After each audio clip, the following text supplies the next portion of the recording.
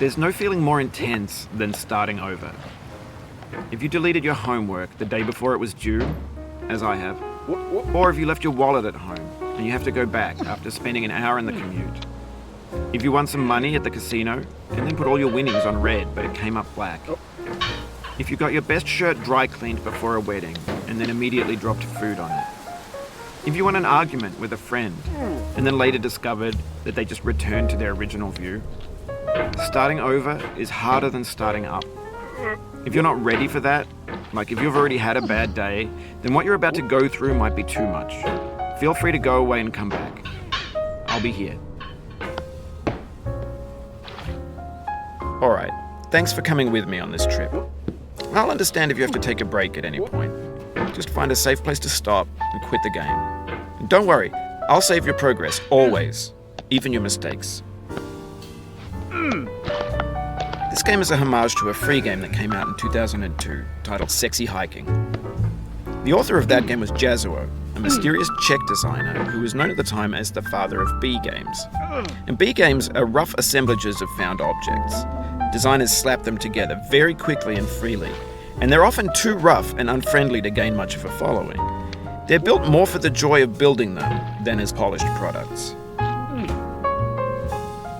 In a certain way, Sexy Hiking is the perfect embodiment of a B game. It's built almost entirely out of found and recycled parts, and it's one of the most unusual and unfriendly games of its time. In it, your task is simply to drag yourself up a mountain with a hammer.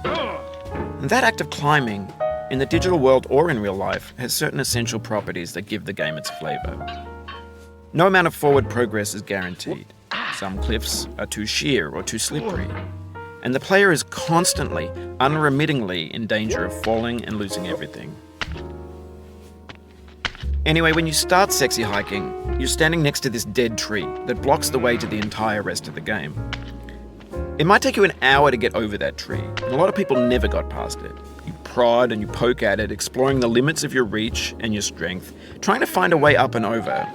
And there's a sense of truth in that lack of compromise.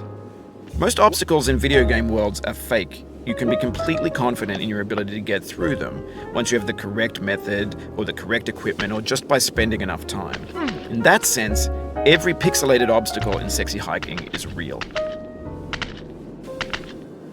The obstacles in Sexy Hiking are unyielding, and that makes the game uniquely frustrating. But I'm not sure Jazuo intended to make a frustrating game. The frustration is just essential to the act of climbing, and it's authentic to the process of building a game about climbing. A funny thing happened to me as I was building this mountain. I'd have an idea for a new obstacle, and I'd build it, test it, and it would usually turn out to be unreasonably hard. But I couldn't bring myself to make it easier. It already felt like my inability to get past the new obstacle was my fault as a player rather than as a builder. Imaginary mountains build themselves from our efforts to climb them, and it's our repeated attempts to reach the summit that turns those mountains into something real. When you're building a video game world, you're building with ideas, and that can be like working with quickset cement. You mold your ideas into a certain shape that can be played with, and in the process of playing with them, they begin to harden and set until they're immutable, like rock. And at that point, you can't change the world. Not without breaking it into pieces and starting fresh with new ideas.